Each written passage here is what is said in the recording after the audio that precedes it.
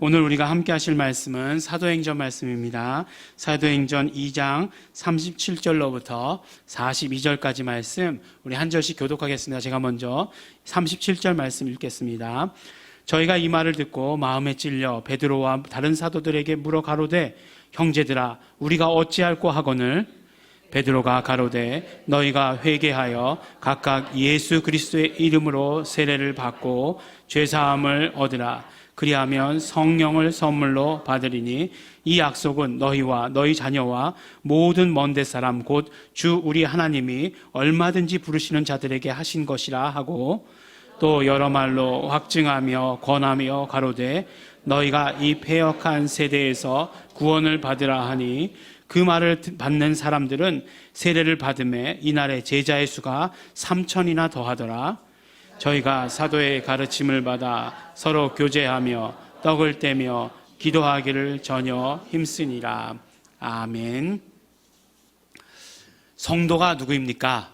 이렇게 물어보면 우리는 곧 성도는 바로 예수 그리스도를 주라고 시인한 사람들을 성도라고 합니다 라고 이렇게 말합니다.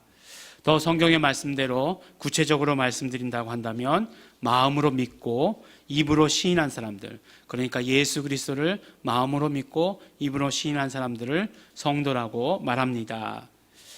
그런데 성경에서는 고린도전서 1장 2절에 보면 성도를 말할 때 이렇게 표현하는 구절도 있습니다. 우리 주 예수 그리스도의 이름을 부르는 모든 사람, 이런 사람들을 바로 성도다라고 이렇게 이야기합니다. 그러므로 이걸 다 종합해서 하나로 만든다면 예수 그리스도를 믿고 입으로 시인한 사람들, 그러므로 날마다 그 이름을 부르는 사람들, 그 사람들이 성도다라고 이렇게 말씀하는 것입니다. 여기에 해당되십니까, 여러분들? 네, 아멘. 네, 아멘. 네, 한 80%는 아멘 하셨는데 20%가 아직 아멘 안 하셨는데 그것은 그렇지 않기 때문이 아니라 그냥 목사가 물어봐도 대답하는 게 귀찮다, 그런 의미라고 이렇게 생각을 합니다. 저도 뭐 가가지고 누가 이렇게 뭐 물어보고 그러면 대답하기 귀찮을 때 되게 많더라고요. 뭐 물어보고 그래, 옆 사람과 인사하십시오, 뭐 이렇게 얘기 많이 하시는 분들 계시는데, 예, 안 시킵니다. 걱정하지 마십시오. 네. 요한복음 1장 12절에 보면 영접하는 자, 곧 그 이름을 믿는 자들에게는 하나님의 자녀가 되는 권세를 주셨다라고 이렇게 말씀을 하십니다. 그러니까 예수 이름을 믿는 자들은 또 하나님의 자녀가 되는 권세를 얻게 되었다라고 이렇게 말씀하는 것입니다. 그러니까 신약에서 우리가 성도가 되는 것, 또한 자녀가 되는 것, 이 모든 것들이 다 예수 이름을 믿고 부르고 시인할 때 이루어진다라고 하는 것을 우리는 성경을 통해서 보게 됩니다. 또 그것을 어떤 과거의 경험이나 미래의 다짐이 되어서는 절대로 안 되는 것이고, 그것이 언제나 현재적으로, 현재형으로 부르고 또 불러야 하는 것을 성경에서는 정확하게 우리에게 말씀해 주고 있습니다. 그렇다면 늘 이렇게 현재적이 된다는 것은 어떤 의미일까 하는 것이에요. 현재적이 된다, 현재형이 된다 하는 것은 어떤 의미일까? 공자는 배우는 것에 대해서 이렇게 말했습니다. 배우는 것에 배우고 때때로 익히는 것이 또한 즐겁지 아니한가? 라고 이렇게 이야기했어요. 그것이 무엇입니까? 배우고 때때로 익힌다는 것이 우리가 잘 아는 대로 학습이에요. 학습. 배우고 때때로 익히는 것. 그런데 그것이 즐겁기 위해서는 어떻게 해야 되냐면 배우고 때때로 익히는 것, 그 어떤 지식이라고 하는 것, 그 배움이라고 하는 것이 언제나 지금 이루어지는 것이 되어야 그것이 기쁘지 않겠는가라고 이렇게 이야기하고 있습니다. 그러면 우리의 복음도 그런 것일까요? 그렇지만 복음은 지식과는 다릅니다. 복음이 현재적이라고 이야기할 때 그것은 지금 현재 내가 경험하고 있는 것을 말합니다. 알고 있는 것을 말하는 것이 아니라 지금 현재 내가 경험하고 있는 것을 말하는 것이에요. 예수가 내 구주시다.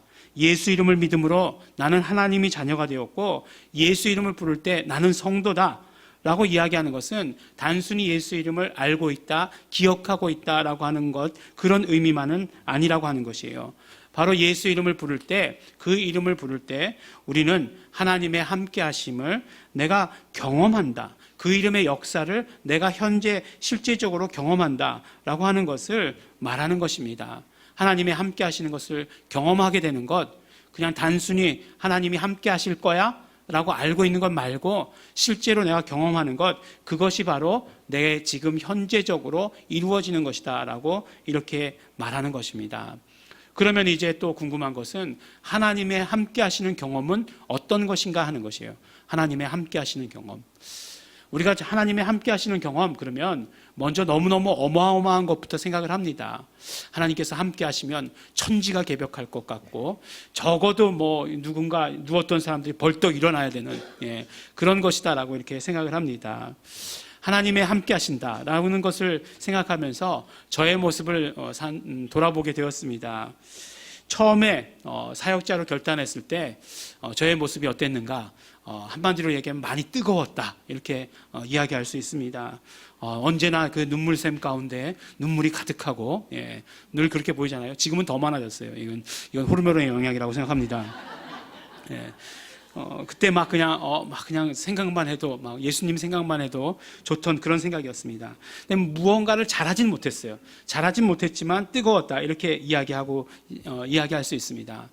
그때 가장 마음속에 강력하게 주장하고 있던 것은 무엇이냐면 하나님으로부터 받은 사명. 이 사명이라는 단어가 저를 아주 그냥 강력하게 주장했습니다.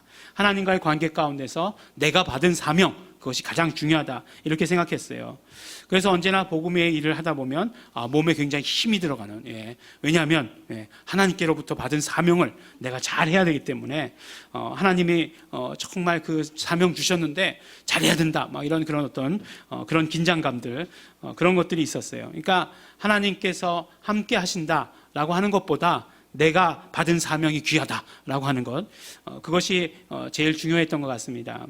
하지만 지금에 와서 많이 바뀌었죠. 많이 바뀌었는데 가장 많이 바뀐 것은 무엇이냐면 내가 어떤 내 사명이 중요하다는 것보다 하나님께서 하시는 일 가운데 내가 어떻게 해든지 간에 쓰임 받아야 되겠다라고 하는 것, 그것이 가장 크게 바뀐 것이다 라고 이렇게 생각합니다.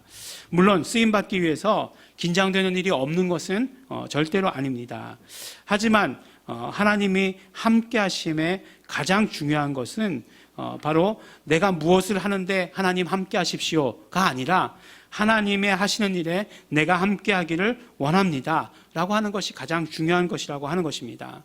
그러니까 하나님과 함께라고 하는 것은 하나님의 하시는 일 가운데 어찌하든지 간에 내가 같이 있으려고 하는 것, 그것이 너무나 중요하다라고 하는 것이에요. 그래서 하나님과 함께라고 할 때 물론 하나님이 함께 하시면 놀라운 일들이 일어납니다.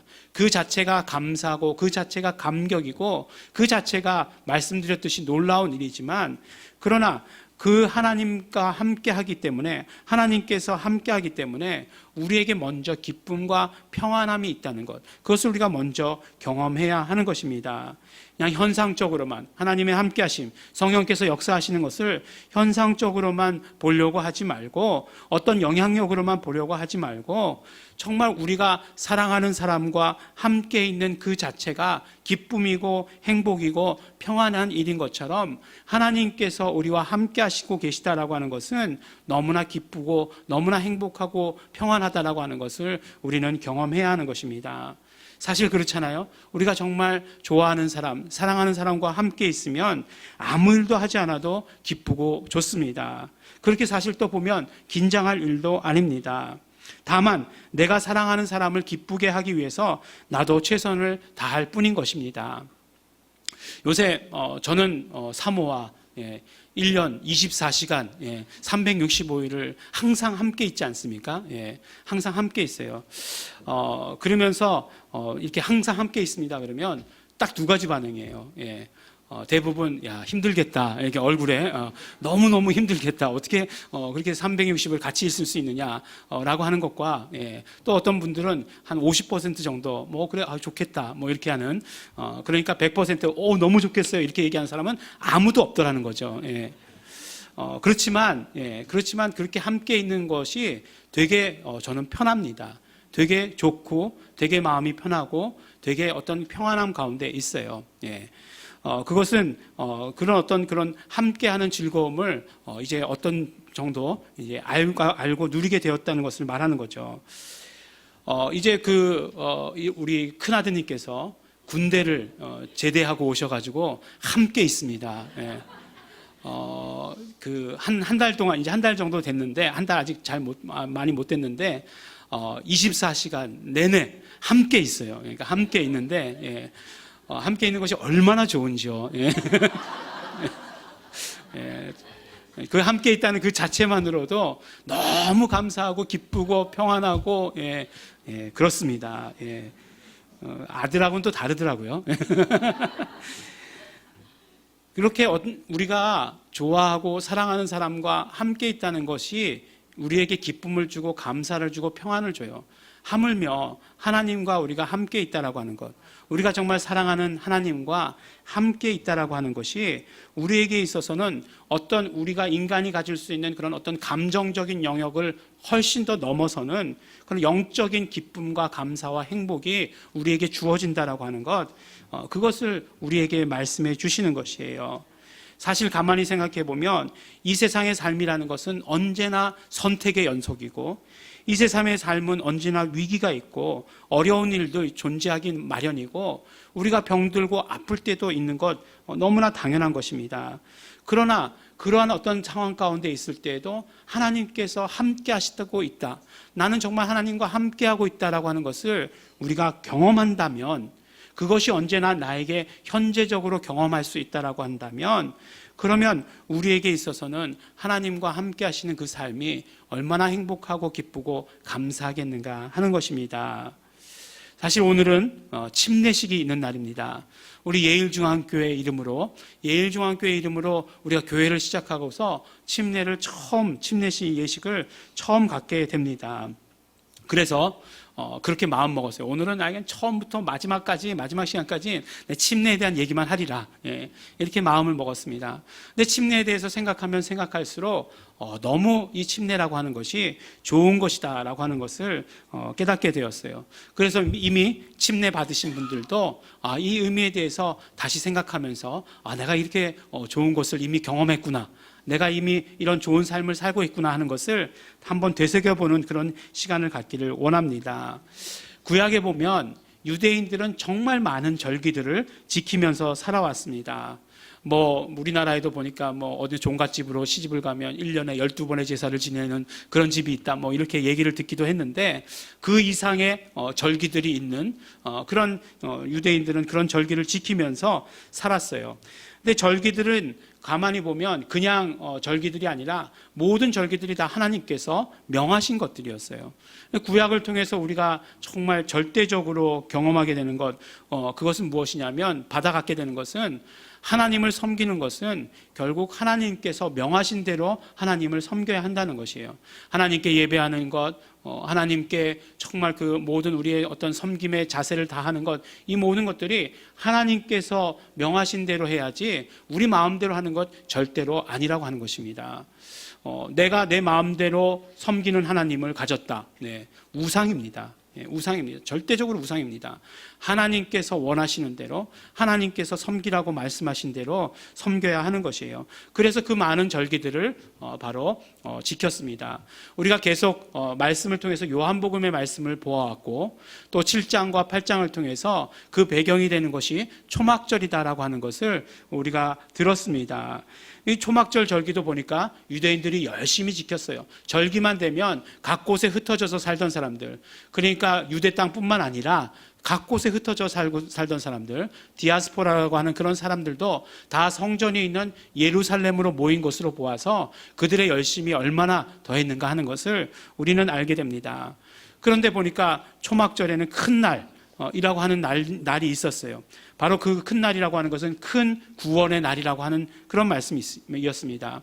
그 큰 구원의 날이 어떤 날이었냐? 바로 메시아가, 그리스도가 임하시는 날이라고 그들은 믿고 있었어요. 그런데 그때 예수님께서 그들에게 뭐라고 말씀하십니까? 그 큰 구원의 날, 메시아를 기다리고 있는 사람들에게 누구든지 목마르거든 내게로 와서 마셔라 라고 이렇게 말씀을 하시는 것이에요. 그것은 무슨 말씀이었냐? 바로 내가 너희들이 기다리던 메시아다. 내가 바로 너희들이 기다리던 그리스도다라고 말씀하신 것이에요. 그리스도가 나다라고 이렇게 선포하신 것입니다. 바로 초막절을 통해서 이루어지기를 원했던 것들, 그리스도가 임하시기를 소원했던 그 모든 것들이 바로 예수님을 통해서, 예수 그리스도를 통해서 완성되는 것을 우리에게 보여주시는 것입니다. 유월절도 마찬가지입니다. 우리가 잘 알듯이 초막절, 이제 6개월 후면 유월절인데, 유월절이 바로 예수 그리스도께서 십자가의 길을 걸어가신 것이 어떤 절기였느냐? 바로 유월절이에요. 그래서 유월절에 어린 양을 예수님 그리스도께서 대신하셨다라고 이렇게 말씀하시죠. 십자가를 지시고 단번에 우리의 죄를 용서하심으로 말미암아 그러므로 유월절의 그 모든 절기를 완성하신 것이에요. 이렇듯 모든 절기들 다 예를 들 수는 없지만 모든 절기들이 다 예수 그리스도로 말미암아 완성되었습니다. 그런데 이런 모든 것을 완성한 예수님께서 이 모든 이런 예식들을 다 폐해버리시고 다 완성하시고 이제 딱 두 가지 예식만을 명령하셨어요. 그것이 무엇이냐면 바로 침례와 성만찬입니다. 그러므로 예수님께서 모든 것을 다 완성하셨으면 이제 그만이지. 그런데 또 두 가지를 명령하신 그 의미가, 그 뜻이 무엇인가 하는 것을 우리들은 잘 알아야 하는 것입니다. 왜냐하면 신약의 성도들은 예수님께서 명령하신 대로 신앙생활해야 하기 때문에 그렇습니다. 또 예수님께서 이 명령을 하실 때 그것이 어떤 의미인지 우리가 알게 된다면, 그렇다면 우리가 정말 그것에 대해서 기뻐하고 감사하고 즐거워하며 그 예식에 함께할 수 있기 때문입니다. 사실 교단에 가서 헌법이라고 하는 책이 있어요. 헌법이라고 하는 책이 있는데 그 책을 보면 우리가 새 침례를 주기 위해서는 이러해야 된다는 그런 어떤 조건들이 있어요. 나온 지 얼마가 돼서 학습이라는 걸 해야 되고, 조금 전에 제가 학습이라는 것도 얘기했네요. 그 다음에 학습 문답 다 끝나고 나면 세례를 주기 위해서는 세례 문답을 꼭 거쳐야 된다. 이렇게 이야기를 합니다. 그렇기 때문에 자꾸 그런 어떤 교리, 교육 이런 것들의 틀에 맞추다 보면 정말 침례가 가지고 있는 의미가 무엇인지가 퇴색될 때가 너무나 많다는 것입니다. 그래서 오늘은 처음부터 마지막까지 침례에 대한 이야기만 하기로 했다, 이렇게 말씀을 드리는 것입니다. 그러면 침례를 통해서 우리가 어떤 것들을 경험하기 때문에 이렇게 침례를 하라고 명령하신 것일까? 바로 이 침례라고 하는 것, 정말 그 예식을 통해서 정말 경험하게 되는, 하나님의 함께 하심을 경험하게 되는 놀라운 신비입니다. 그렇기 때문에 이 침례 예식이 귀한 것이에요. 골로새서 2장 12절에는 침례를 이렇게 말씀하고 있습니다. 너희가 침례로 그리스도와 함께 장사한 바 되고 또 죽은 자들 가운데서 그를 일으키신 하나님의 역사를 믿음으로 말미암아 그 안에서 함께 일으키심을 받았다, 이렇게 말씀합니다. 로마서 6장 4절에서는 똑같은 말씀을 이렇게 표현하고 있어요. 그러므로 우리가 그의 죽으심과 합하여 침례를 받음으로 그와 함께 장사되었나니 이는 아버지의 영광으로 말미암아 그리스도를 죽은 자 가운데서 살리신 것 같이 우리로 또한 새 생명 가운데서 행하게 하려 함이니라 라고 이렇게 말씀하게 되는 것입니다.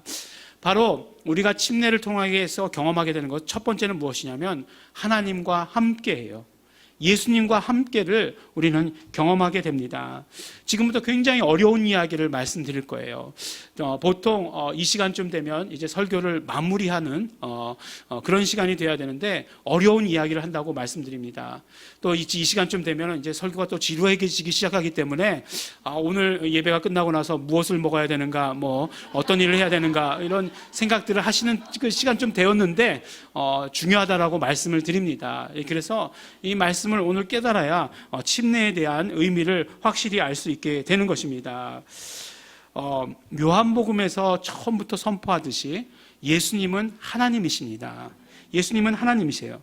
그 하나님이신 예수님께서 육신의 몸을 입고 이 땅에 오셨습니다. 말씀이 육신이 되어 우리 가운데 거하심에 라고 말씀하시죠. 바로 로고스가 육신이 되셨다라고 이렇게 말씀하십니다. 우리 교회에 계신 성도님들은 다 누구나 툭 쳐도 예수님 왜 육신을 입고 오셨어요? 라고 하는 것에 대해서 대답하실 수 있어요. 네, 그렇죠. 치지 않습니다. 걱정하지 마시기 바랍니다. 왜 예수님께서 육신의 몸을 입고 이 땅 가운데 오셨느냐? 바로 피 흘리시기 위해서입니다. 피 흘리시기 위해서. 예수님께서는 육신의 몸을 입고 피 흘려서 죽으셔야 우리를 구원할 수 있기 때문에 그래요. 그런데 이 피 흘림이라고 하는 것, 이 피 흘림이라고 하는 것에 대해서 생각해 보면 단순히 우리 수술할 때 배를 쭉 째면 어떻게 됩니까? 피가 나오잖아요. 그런 것을 말하는 것은 결코 아니라고 하는 것이에요. 피 흘림이라고 하는 것은 죽음을 말하는 것입니다. 레위기에서 말씀하신 것처럼 육체의 생명은 피에 있다라고 말씀하셨어요. 그러니까 피를 흘렸다라고 하는 것은 어떤 의미냐면 죽었다라고 하는 의미예요. 죽는다 하는 의미입니다. 그러니까 예수님께서 피 흘리신다라고 하시는 말씀은 구체적으로 무슨 말씀이냐면 바로 죽으신다는 말씀이에요. 그래서 항상 피 흘리시고 죽으시고가 한 세트로 나오는 것 같지만 하나만 이야기해도 결국은 죽으신다라고 하는 것을 이야기하는 것입니다. 근데 또 성경에서 말씀하고 있기를 죽음이라고 하는 것은 무엇이냐면 죄의 결과예요. 죄의 결과로 말미암아 죽음을 맞게 됩니다. 그런데 히브리서 4장 15절의 말씀을 보면 예수님께서는 우리와 같이 한 모양으로 한 육체를 입으셨지만 그러나 예수님은 죄가 없으신 분이시다라고 분명하게 말씀을 하고 있어요. 그러면 여기서 이제 궁금해지는 것은 무엇이냐면 그럼 예수님께서 어떻게 죽으셨는가 하는 것이에요.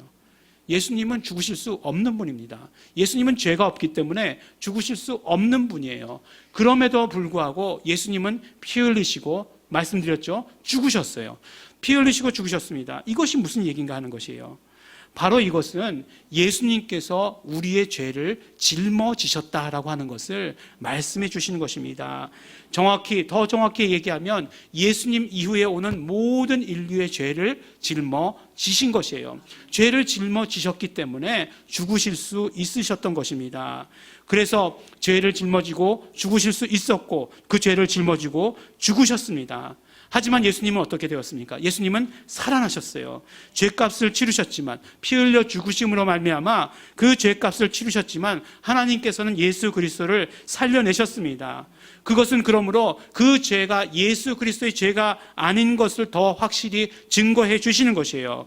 바로 십자가 위에 달린 그 죄는 우리의 죄가 달린 것이다 라고 하는 것을 부활하심으로 말미암아 확증해 주신 것입니다. 그런데 예수 그리스도께서 이루신 이 놀라운 이 일들을 우리는 침례를 통해서 완전히 내 것으로 경험하게 된다라고 말씀해 주시는 것이에요. 예수 그리스도께서 죽으시고 예수 그리스도께서 살아나셨다라고 하는 사실을 우리의 경험으로 알게 해 주신다라고 말씀해 주시는 것이에요. 사실 사도 바울은 예수 그리스도께서 이렇게 하신 것이 어떻게 이렇게 하실 수 있었느냐? 우리와 함께 하시기에 그렇게 하실 수 있었다라고 말씀하고 있습니다. 그러니까 십자가에 예수님만 달린 것이 아니라 우리가 십자가에 함께 달렸다는 것이에요. 우리가 정말 신앙생활 가운데 이렇게 생각하시지는 않더라고요. 그냥 예수님만 혼자 달리시고 예수님만 혼자 외로운 길을 가셨다. 물론 외로운 길을 가셨어요. 하지만 정말 예수님과 우리가 함께 십자가에 달렸다라고 성경은 분명히 말씀하고 계시고 부활할 때에도 살아날 때에도 일으키실 때에도 예수 그리스도와 함께 우리를 일으키셨다라고 그렇게 말씀해 주시는 것이에요. 십자가에는 우리의 죄만 남아있고 이제 우리를 예수 그리스도와 함께 일으키셨다라고 말씀해 주십니다. 사도 바울은 이것이 바로 침례의 의미다라고 말씀해 주시고 침례를 통해서 이것을 경험하게 된다라고 말씀해 주시는 것이에요. 예수 그리스도와 함께 죽고 예수 그리스도와 함께 사는 체험, 이것이 어떤 신학이 아니라 이것이 예수님께서 홀로 가신 그 길이 아니라 함께 가는 그 길이라고 그것을 체험하는 것이라고 우리에게 말씀해 주시는 것입니다. 그래서 우리는 예수 그리스도와 함께 죽고 예수 그리스도와 함께 살고 몇 번을 거듭해서 말씀드렸지만 예수 그리스도와 함께 십자가에 못 박히고 그것을 경험하게 된다 말씀해 주시는 것입니다. 우리 한국 성경은 번역을 위해서 어쩔 수 없이 함께 죽고 함께 살고 이렇게 띄어서 이렇게 설명할 수밖에 없었지만 사도 바울은 그것을 아주 의도적으로 한 단어를 만들었어요. 그러니까 우리도 한 단어를 만들려고 한다면 함께 죽고 그게 한 단어예요. 함께 살고 한 단어예요. 함께 십자가에 못 박히고 한 단어예요. 함께 일으키시고 예수 그리스도의 모든 사역 가운데 하셨던 그런 모든 것들을 다 한 단어로 만들으셨다라고 말씀해 주시는 것입니다. 그것이 무엇입니까? 바로 그것은 침례를 통해서 우리가 예수 그리스도와 모든 것을 다 함께하는 것을 경험하게 된다 말씀해 주시는 것이에요. 함께하는 행복, 함께하는 기쁨, 함께하는 평안, 그것을 우리가 예수 그리스도와 함께를 통해서 우리가 누리게 된다라고 말씀해 주시는 것이에요. 함께가 정말 좋고 함께가 정말 전부라고 하는 그 사실을 우리 매일의 삶에서 느끼고 경험하는 것, 그 시작이 침례를 통해서다라고 우리에게 말씀해 주시는 것입니다. 이러한 침례를 우리가 이제 예수 이름으로 받는 것이다라고 말씀해 주시는 것이에요. 예수 이름 안으로 들어가는 것입니다. 함께라고 하는 것이 이렇게 떨어져서 함께가 아니라 완전히 들어가서 함께인 것이에요.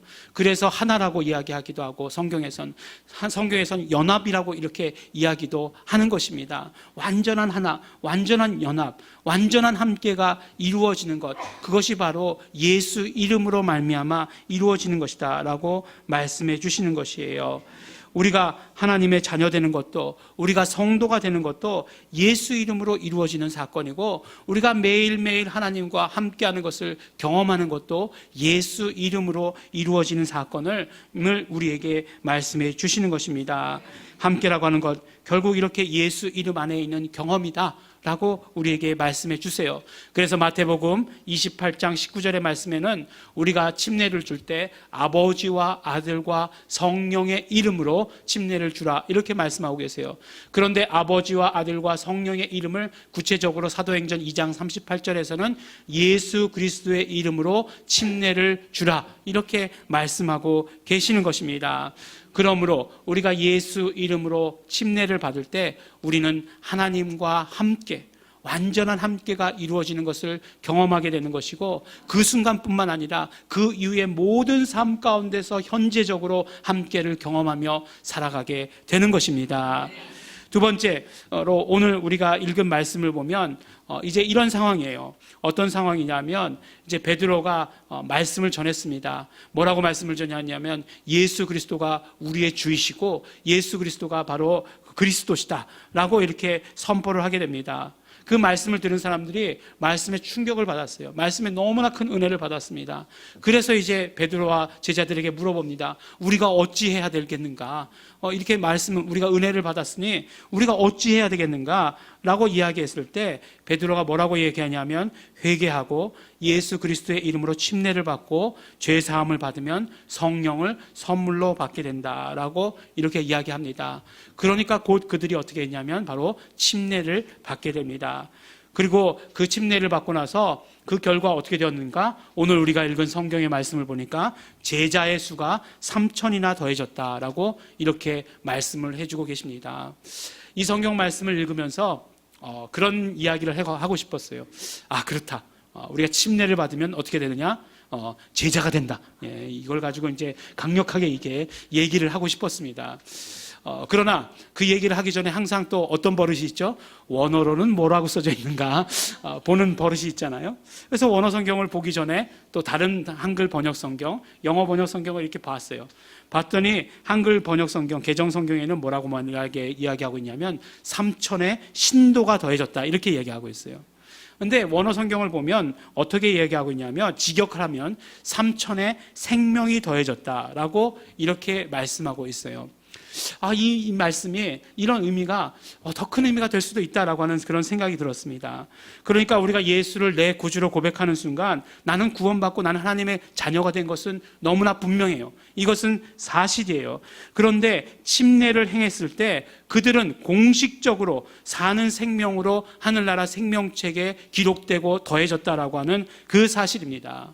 그러니까 침례가 이렇게 중요한 거예요. 침례를 받으면 공식적으로 우리가 하나님 나라의 생명책에 하나님의 자녀로 기록이 된다는 것입니다. 이것은 그런 것과 똑같아요. 내가 누구와 사랑하는 사람과 결혼해서 이제 결혼해서 그 아이를 낳으면 그 아이는 내 자식이에요. 누가 뭐래도 내 자식입니다. 그런데 사람들은 누가 뭐래도 내 자식인 자식을 어떻게 하냐면 호적에 올리게 됩니다. 저희 아이들이 저희가 이제 미국에서 공부하는 동안 낳게 되었어요. 그러니까 미국의 호적이라고 하는 그 호적에 다 올랐습니다. 이제 올랐어요.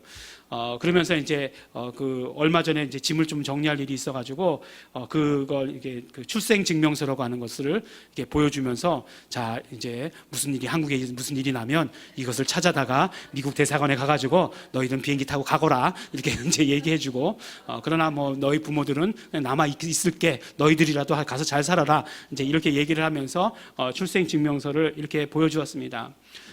분명히 태어나기만 하면 내 아들인 것 너무나 분명하지만 그렇게 등록함으로 말미암아 그런 누구누구의 아들이라고 하는 그런 어떤 보장을 받게 되는 것이에요. 마찬가지로 우리가 침례를 통해서 물론 우리가 예수 그리스도를 우리의 구주로 고백했을 때 우리는 하나님의 자녀가 되고 성도가 되는 것이지만 하늘나라 생명책에 그 이름을 기록하는 것은 우리 침례를 통해서다라고 이렇게 말씀해 주시는 것입니다.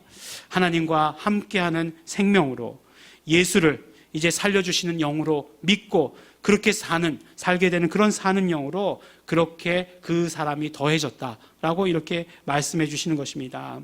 물론 개역한글에는 어떤 의미로 제자라고 이야기했는지 모르지만 하나님과 함께하는 사람은 물론 아들이고 하나님과 함께하는 사람은 제자가 되는 것이고 하나님과 함께하는 사람은 종이 되는 것입니다. 그 어떤 역할도 행복하고 감사한 것이에요. 그렇다고 해서 여러분들 오해하지 마시기 바랍니다. 여기서 A파트는 아들이고 B파트는 종이고 C파트는 제자다 이런 얘기가 아니에요. 우리가 모두 다 하나님과 함께 하신다라고 한다면 그것이 아들이든 그것이 제자의 역할이든 그것이 종의 역할이든 아무 상관이 없다라고 하는 것을 말씀해 주시는 것입니다. 침례가 이렇게 좋은 것입니다. 여러분들 이렇게 좋은 것이니까 다시 한번 받으시고 싶으시죠? 네. 단순한 예식이 아닙니다. 하나님의 함께 하심을 실제적으로 경험하시는 것입니다. 실제로 보면 성경에서도 하나님께서 나타나셔서 이는 내 사랑하는 아들이다 라고 선포하신 때가 언제입니까? 예수님께서 물에 들어가셨다 나오실 때에 하나님께서 예수님을 향해서 내 사랑하는 아들이다 라고 이렇게 지목하신 것을 보게 돼요. 우리도 침례를 통해서 그 예식을 통해서 하나님께서 나와 함께 하시는 경험을 실제로 하게 되는 것입니다. 그 경험을 통해서 예수 그리스도께서 하신 일이 구체적으로 무엇인지를 우리에게 알게 해주시는 것입니다. 그렇기 때문에 구체적으로 우리가 어떻게 살아야 하는지를 또한 우리에게 알려주시는 것입니다. 우리 사랑하는 우리 예일중앙교회 성도 여러분, 침례를 평생에 단 한 번만 받아도 좋다는 것은 그 경험을 가지고 이제는 매일매일 우리의 삶에서 함께를 경험하고 누리면서 살라라고 하시는 그 말씀입니다. 다른 그 누구와도 아닌 예수님과 함께 삼위일체 되시는 그 하나님과 함께를 경험하면서 그것을 누리면서 살라고 말씀해 주십니다. 우리는 이미 하늘나라 생명책에 기록된 자들이니 이 땅의 삶에서도 하나님과 함께를 누리면서 살라라고 말씀해 주십니다. 예수 이름으로 말미암아 하나님과의 함께를 누리시는 우리 성도 여러분들이 되시기를 예수 이름으로 또한 축원합니다. 아멘. 우리 함께 기도하시겠습니다. 이 시간에 우리 기도하실 때 우리 정말 감사하며 기도하겠습니다. 하나님 아버지 너무나 감사합니다. 예수 그리스도 이 땅 가운데 오셔서 우리가 예수 그리스도와 함께 십자가에 못 박히고 함께 살아나고 함께 정말 하늘 우편에 앉게 해주시는 이 모든 함께 너무나 감사하고 고맙습니다. 또 침례를 통해서 그것을 경험케 해주시니 너무나 감사하고 감사드립니다. 매일매일의 삶 가운데서 하나님과 함께를 경험하며 살겠습니다. 우리 이 시간 감사하시면서 결단하시면서 또 그러지 못했던 우리의 모든 연약함들을 회개하시면서 다 같이 통성으로 함께 기도하시겠습니다.